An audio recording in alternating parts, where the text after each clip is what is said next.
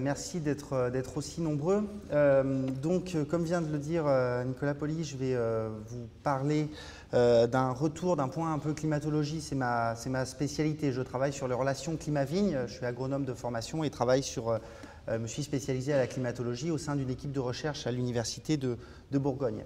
Et je laisserai dans la foulée la parole, on enchaînera je pense, il n'y aura peut-être pas besoin de faire de transition avec mon collègue Olivier Mathieu qui se présentera rapidement, qui travaille également dans le même laboratoire et qui est plus sur les sols, mais travaille également sur l'analyse du suivi hydrique par une méthode, par l'analyse isotopique du raisin. Il vous en dira un peu plus juste après moi dans la foulée.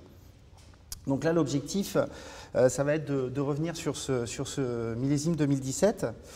Je suis très heureux de venir faire cette présentation aujourd'hui pour deux raisons. D'une part, parce que c'est vrai que j'avais contribué un petit peu aux notes de millésime qui sont éditées par le Bureau interprofessionnel des vins de Bourgogne avec un retour sur le climat. Et c'est toujours très important puisque c'est l'élément essentiel qui va façonner la diversité qu'on peut avoir d'une année sur l'autre des vins d'une région. C'est des choses qui sont un petit peu mystérieuses également. Vous verrez qu'on n'a pas encore trouvé la pierre philosophale qui explique pourquoi une année on a tel profil et une année on en a un autre. Moi je pense qu'il faut rester très modeste par rapport à cela et c'est intéressant, ça nous fait encore du boulot pour les recherches relations climat-viticulture pendant quelques années. Et donc je suis très heureux de pouvoir venir, que cet événement soit monté parce que je pense que c'est important d'avoir un retour comme ça régulièrement sur ce type d'événement.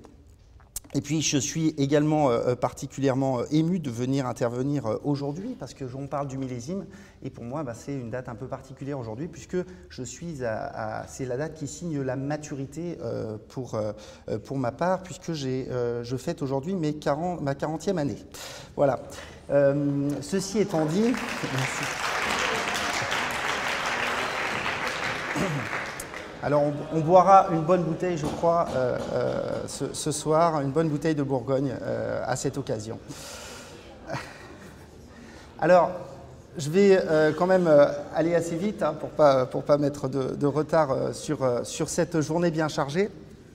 Et revenir sur le millésime 2017. Et puis, comme je vous le disais, après, Olivier Mathieu interviendra sur la contrainte hydrique via l'analyse isotopique des mous de raisin.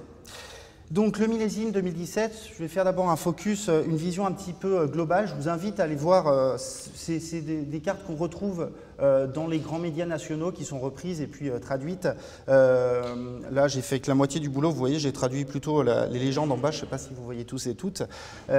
Ces cartes sont disponibles sur le site américain du Centre d'observation océanique et atmosphérique des États-Unis, qui fait un travail tout à fait intéressant. Tous les mois, il met à jour l'état cet organisme met à jour l'état du climat à l'échelle planétaire et compare le climat actuel avec les conditions climatiques depuis la date des enregistrements. On commence à avoir des enregistrements un peu partout sur la planète, c'est-à-dire fin 19e, début 20e siècle. Et si on compare 2017, depuis 4-5 ans, on a souvent ce type de cartes qui sont présentées quand on regarde les températures moyennes sur l'année. On bat dans certaines régions, c'est les zones en rouge foncé, des records, c'est-à-dire que c'est l'année la plus chaude jamais enregistrée. Et puis quand c'est en rouge un peu plus clair, c'est bien plus chaud que tous les enregistrements qu'on a eus depuis le début du XXe siècle, on va dire. Et donc on voit que sur l'ensemble de la planète, on n'a absolument aucune région pour lesquelles on a une année qui est plus froide que ce que l'on a d'habitude en moyenne depuis le début du XXe siècle. Donc on va sur ça confirme cette tendance de changement climatique. Et puis on voit qu'on a une année qui est assez générale. Et vous voyez ici sur l'océan Pacifique, on a plutôt une température moyenne. Et ça c'est une information assez intéressante parce que d'habitude, les quelques années précédentes, on a battu des records de température à l'échelle planétaire. La température à l'échelle planétaire était boostée par un phénomène dont vous avez certainement entendu parler. C'est le phénomène El Niño qui est associé à la température à la surface des océans qui résulte également d'un jeu de balancier entre des niveaux de pression à l'ouest des côtes chiliennes et puis au niveau de l'Indonésie, et qui va perturber l'ensemble du climat planétaire et qui a tendance à générer des années un peu plus chaudes. Bien, cette année, on n'est pas sur une année type El Niño, marquée par le phénomène El Niño, et pourtant on est une année qui est la 5e année la plus chaude depuis le début des enregistrements climatiques à l'échelle planétaire. Alors au niveau des précipitations, je souligne le fait que, au niveau du changement climatique, on parle tout le temps de changement global, etc., mais retenez quand même que la signature majeure de ce changement climatique qui s'est accentué, ou en tous les cas qui est bien visible depuis les années 80, eh bien, c'est majoritairement une augmentation de la température. Au niveau des précipitations, on a quelque chose de très varié, donc bien dissocier l'effet réchauffement climatique de l'effet sécheresse. Certes, quand il fait plus chaud, eh bien, on a tendance à avoir une contrainte hydrique plus marquée sur les végétaux, c'est vrai. Donc des vagues de chaleur apportent du stress hydrique, mais ça ne veut pas dire nécessairement, ce n'est pas parce qu'il fait plus chaud qu'il va moins pleuvoir. Et on le voit ici sur cette carte, vous avez des régions où on a des records humides qui sont rencontrés, un peu au nord de l'Europe, au sud, par exemple, de la Scandinavie. Vous avez l'année 2017, c'est l'année la plus humide depuis le début des enregistrements dans cette station, je ne sais pas si vous voyez bien ici en bleu.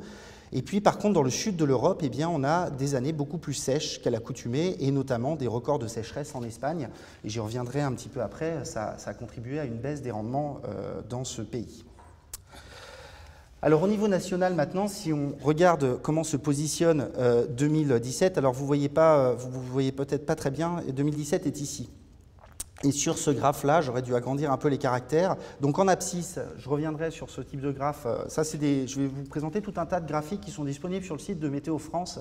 Je vous invite à aller le voir parce qu'ils font un travail de synthèse qui est remarquable et compréhensible par tous. Donc là, je vais vous distiller pendant les quelques prochaines diapos, cette information que vous pourrez retrouver et fouiller plus en profondeur si vous le souhaitez sur le site de Météo France. Donc en abscisse, vous avez les précipitations en pourcentage, en écart à la normale, et puis en ordonnée, sur l'axe des Y, les températures moyennes en écart à la normale. Et ça nous permet de voir, et chaque petite boule, c'est une année, c'est donc le climat moyen en pluie, traduit en pluie et en précipitation sur l'année. Donc dans ce secteur-là, on est plutôt plus sec. En haut, on est plutôt plus chaud, et puis en bas, plus froid. Et donc, à droite, on est sur des millésimes plus humides. Et on voit que 2017 est plutôt dans la partie haute de ce graphe. Donc, c'est effectivement, comme à l'échelle planétaire, la 5e année la plus chaude depuis le début des enregistrements. On est aussi plutôt vers la gauche du graphique, donc sur un millésime qui a tendance à être assez sec. Même plutôt sec, et notamment une sécheresse qui s'installe dans l'hiver avec des déficits de pluie. Si on regarde au niveau de la Bourgogne, dans l'est du pays, on a des déficits de précipitations qui sont de l'ordre de 40, 50, 60% de pluie en moins par rapport à la normale. Alors quand je dis normale, généralement c'est les 30 dernières années, c'est 1981-2010 qui fait référence actuellement pour Météo France. Et donc, sans surprise, eh bien, on a ici en rouge foncé, c'est des années qui sont caractérisées comme extrêmement sèches, des hivers, pardon, et donc on a toute une sécheresse très marquée sur tout l'est du pays. Alors, concernant ce positionnement de l'hiver 2016-2017, eh bien, vous retrouvez donc le quatrième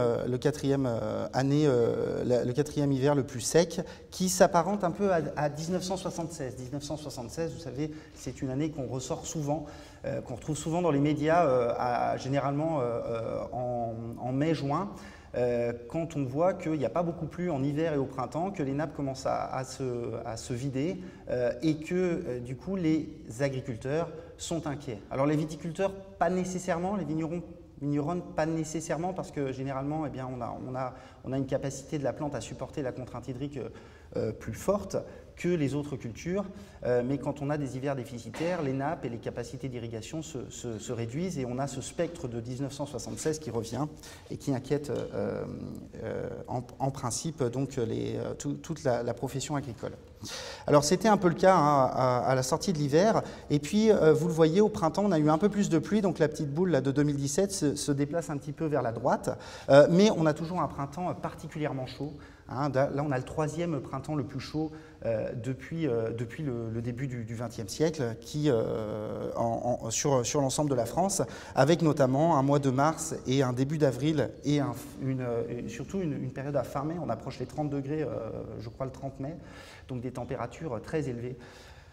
Sur la France, mais bien sûr, ça ne vous a pas échappé, on en a parlé précédemment, eh bien, c'est donc l'événement Gélif. Et en fait, il n'y a pas qu'un seul événement, il y a 2 événements de gel, hein, deux séries de gel. Et ce qui fait que sur la France, d'ailleurs, on a donc du 18 jusqu'à la fin du mois d'avril, hein, du 18 avril jusqu'à la fin du mois d'avril. Et en fait, dans certaines régions comme en Haute-Marne, on enregistre jusqu'à 15 jours de gel, donc avec des températures négatives. Vous voyez cette carte qui montre le nombre de jours de gelée en France, et donc en rouge, c'est jusqu'à 15-16 jours de gelée. Alors, ce n'est pas nécessairement la répétition de ce gel qui a influencé, qui a généré des dégâts sur la vigne, sur les vignobles français, mais c'est davantage des événements qui sont passés la nuit du 19 au 20 avril et puis également la nuit du 27 au 28 avril. Où là, vous avez tout le temps la même configuration dite synoptique, c'est-à-dire la configuration météorologique sur l'Europe. Hein, une zone de basse pression ou un creux, un talweg plutôt sur l'est de l'Europe, et puis un anticyclone qui fait que ça tourne un petit peu comme ça, et donc on va avoir des vents qui vont venir, des masses d'air qui vont venir du nord de l'Europe, avec le 20 avril une masse d'air plutôt sèche qui arrive du 19 au 20 avril et des températures très basses, on atteint des moins 5 degrés dans le nord de la France qui sont enregistrées, donc à cette période de l'année c'est assez exceptionnel. Et puis le 27-28 avril, rebelote, encore un événement très froid, très marqué, avec cette fois-ci une diagonale, hein, nord-est, sud-ouest, où les températures descendent à moins 2, moins 3, mais avec une différence notable, c'est que le 19 avril on enregistre des précipitations dans de nombreuses zones du territoire, et également le 20 avril. Et on a un temps gris, on a un temps humide, donc des situations d'alternance, en tous les cas de l'humidité chargée dans l'air et qui contribuent aux dégâts qui sont enregistrés sur l'ensemble du territoire. Alors, l'étendue des dégâts, elle a été rapportée. Hein. On a une année qui est exceptionnellement problématique pour l'ensemble de la viticulture française. Ici, vous avez une carte, je trouve cette carte assez intéressante. C'est contributif, c'est Vitisphère, je pense que vous l'avez vu passer suite à l'événement Gélif, qui demandait, qui proposait à chacun de déclarer les dégâts de gel, à chaque exploitant de déclarer les dégâts de gel dans sa région. Et donc, on voit que l'intégralité de la France quasiment est touchée. Notamment, ça a été rappelé précédemment qu'on a des dégâts au bord de la Méditerranée, hein, des dégâts de gel qui sont enregistrés, et puis de nombreux dégâts dans le Bordelais, hein, qui a été largement médiatisé. Et la Bourgogne, en tous les cas, le cœur de la Bourgogne, hein, il ne faut pas restreindre la Bourgogne à la seule Côte d'Or. Vous avez des dégâts qui ont été enregistrés, notamment dans le Châtillonnais, hein, des dégâts considérables en 2017. Mais on va dire que en grande partie en Bourgogne, on a échappé à la catastrophe qui aurait été très compliquée après les dégâts que l'on a enregistrés en 2016. Et pourtant, eh bien, il y a d'autres calamités, hein. Je vais toucher 2 mots. Il y a eu des dégâts, je crois, début mi-juillet, le 10 juillet, des dégâts de grêle qui sont enregistrés, notamment dans le Mâconnais. Hein. Donc les aléas climatiques n'ont pas complètement, totalement épargné la Bourgogne. Et puisque maintenant on fait partie de la région Bourgogne-Franche-Comté, eh bien, nos voisins jurassiens enregistrent des baisses de rendement qui sont considérables, hein, moitié moins que ce qui a été enregistré sur la période 2012-2016, les 5 dernières années. On a une baisse de rendement considérable dans le Jura. C'est un des vignobles les plus affectés par ces gelées. Et au total, en France, on a une baisse de rendement qui est de 18% inférieure, une baisse de 18% par rapport aux 5 dernières années, 2012-2016. Alors, la France tousse et puis eh bien, le monde prend froid également. Hein. Alors, pas que la France, il y a l'Europe qui tousse également avec ces problèmes climatiques. Vous avez des baisses de rendement qui sont observées à l'échelle planétaire. On a 8% de vin en moins estimé, hein, la production de vin qui est estimée par l'OIV.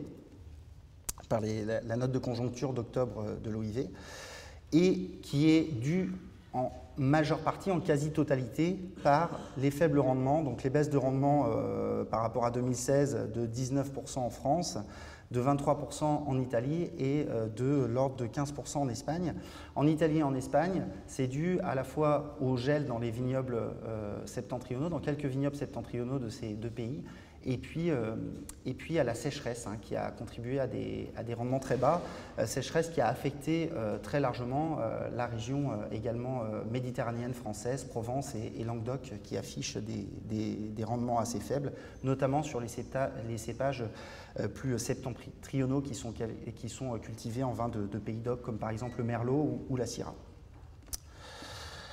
Alors l'été justement, donc un été assez sec, je vais vous montrer une carte juste après sur le sud de la France, mais c'est un été surtout chaud et avec un mois de juin tout à fait singulier. On a en fait le 21 juin qui est la journée la plus chaude de l'été, qui est enregistrée avec des pics à l'échelle sur la moyenne. En moyenne, la température maximale du mois de juin sur la France, c'est de l'ordre de 30-35 degrés qui est enregistré, donc des valeurs très élevées. Vous le voyez sur le graphique ici, vous avez un pic au mois de juin qui n'est pas dépassé en juillet et en août.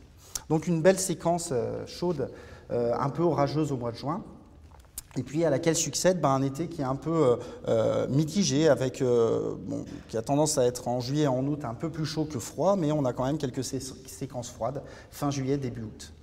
Et un peu de précipitations qui viennent rattraper ce déficit qui a été cultivé depuis l'hiver, qui s'est maintenu au printemps et qui s'est exacerbé au mois de juin. Donc quelques pluies en juillet et en août qui permettent de compenser un peu cette contrainte hydrique presque sur tout le pays. Et c'est ce qu'on voit sur ces deux cartes. Alors ici, vous avez l'état superficiel, l'état hydrique superficiel du sol, donc estimé par Météo France sur l'ensemble du territoire. Vous voyez que le nord-est est particulièrement déficitaire. Et puis, ça c'est au début juin, 1er juin. Et puis, quand on regarde au 31 août, eh bien, on a un bon rétablissement de l'état hydrique des sols sur l'ensemble du territoire, sauf dans la région méditerranéenne, et puis également en Corse, et notamment en Provence et en Languedoc, et en Corse, on est jusqu'à déficitaire de 70% par rapport à la moyenne, donc une sécheresse tout à fait exceptionnelle. Alors septembre, je vais simplement évoquer très rapidement les conditions du mois de septembre, puisque c'était surtout en Bourgogne au début du mois que s'est jouée la récolte, s'est déroulée la récolte. On l'a dit, elles ont commencé déjà fin août jusqu'à peu près au 15 septembre, cette récolte qui s'est étalée sur la plupart du territoire. Et c'était un mois de septembre qui était assez compliqué, assez frais et humide, et donc qui a apporté un petit peu d'eau à la vigne.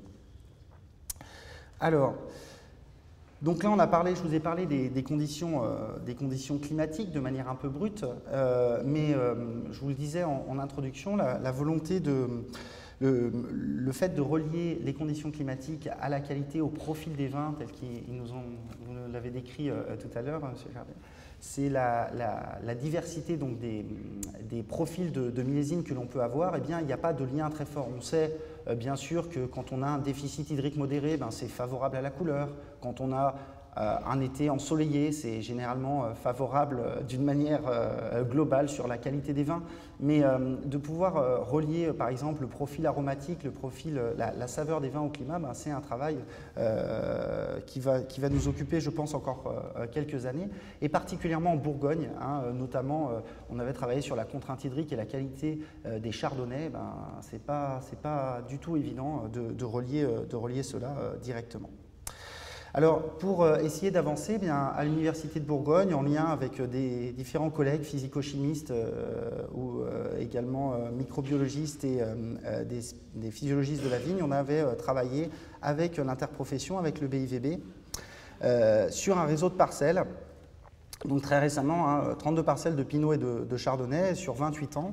Et on a étudié les profils, les cinétiques de maturation du raisin, donc en sucre, en acide, pH, anthocyane, etc. Donc ça fait environ 13 000 analyses qui ont été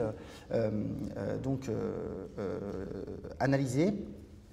Et mise en relation avec des données climatiques, alors avec des stations qui ont un historique suffisamment long. On avait sélectionné donc Chablis, Marsanais, Savigny-les-Beaunes et Mâcon, ce qui donne un grand nombre de données climatiques. Et l'objectif, c'était de voir si on arrivait à corréler, c'est toujours, d'ailleurs je dis c'était toujours, mais c'est un travail que l'on poursuit, voir si on arrive à trouver un lien, non pas avec la teneur en sucre à maturité ou la teneur en acide à maturité. On sait que les millésimes chauds, eh bien, les raisins est sucré, le vin est plus alcooleux, et puis les pH sont un peu plus élevés. Ça, c'est des choses qu'on sait, mais c'est plutôt de voir si on peut arriver à corréler le climat avec la cinétique de maturation donc, du raisin. Et donc pour cela, bien, on étudie non pas donc, la valeur à récolte, mais la manière dont évolue, dont mûrit le raisin. On essaye de caler des modèles, généralement, par exemple, typiquement pour le sucre, on a une première phase où on a un accroissement de la teneur en sucre dans les raisins, vous savez cela tous et toutes, et puis une phase de ralentissement, voire de blocage de l'évolution de la teneur en sucre dans le raisin. Et l'idée, c'est de mettre cela en relation, non pas avec un seul indicateur agroclimatique, comme par exemple la somme des températures que l'on aurait vu sur l'année, mais de regarder chaque semaine, alors plus précisément chaque décade, donc tous les 10 jours, du 1er avril jusqu'au 30 septembre, eh bien, les conditions climatiques que l'on peut avoir en termes de précipitations, en termes de température et en termes de contraintes hydriques. Alors pourquoi je dissocie la contrainte hydrique des précipitations? Eh bien, c'est parce que la contrainte hydrique, c'est un intégrateur à la fois de la pluie qui est tombée, mais également de la chaleur et de l'ensoleillement qu'on a eu, donc tout ce qui est sorti du sol par évaporation, par évapotranspiration des végétaux.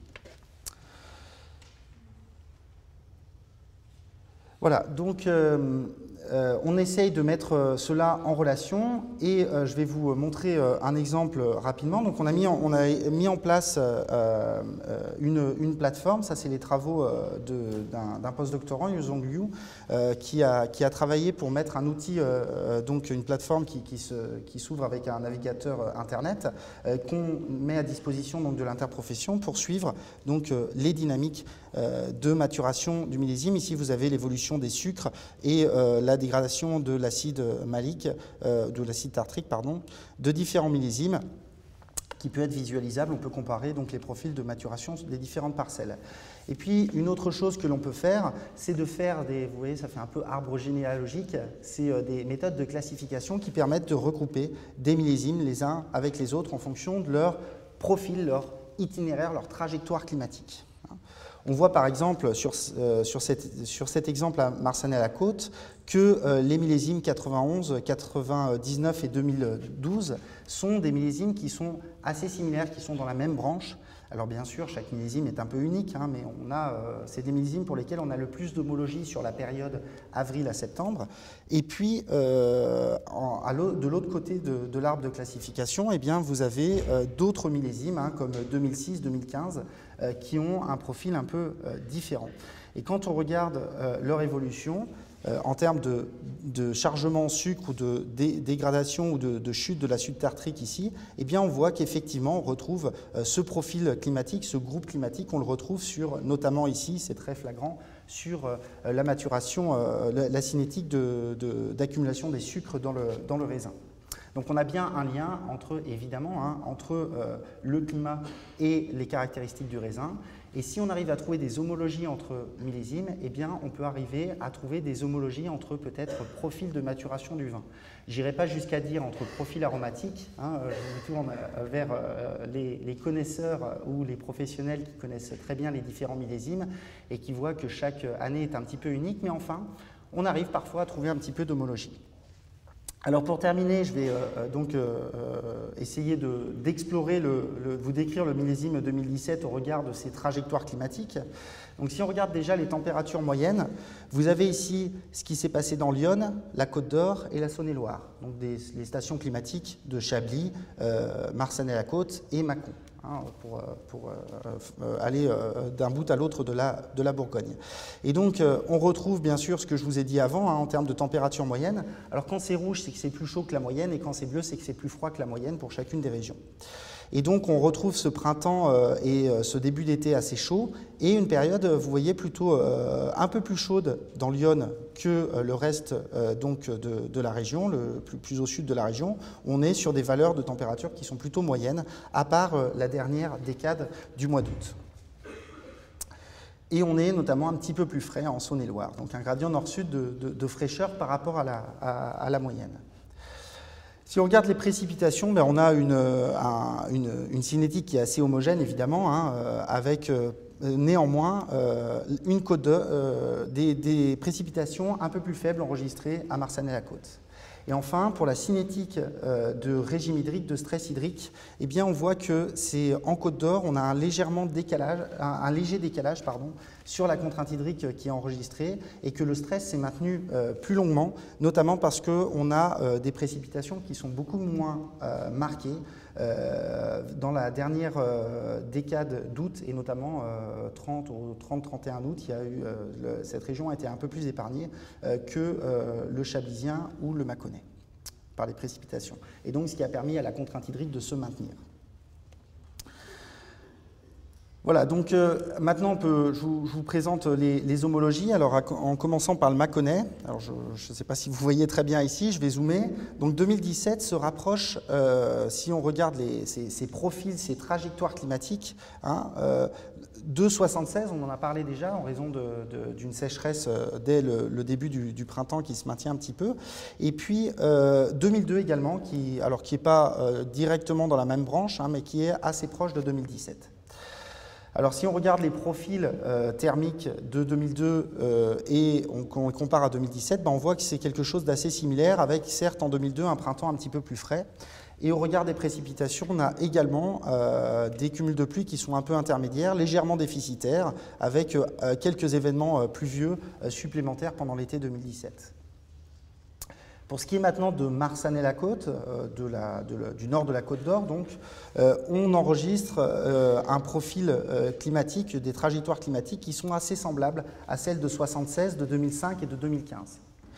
Alors, ce n'est pas pour autant qu'on va avoir exactement les mêmes millésimes. Hein. Si je compare par exemple 2017 et 2015, on a quand même un début printemps et un début d'été assez chaud, et une contrainte hydrique qui se maintient pendant toute la première phase de développement du raisin, de la nouaison jusqu'à un petit peu après la mi-véraison, hein, sur ces deux millésimes, et une contrainte hydrique assez marquée.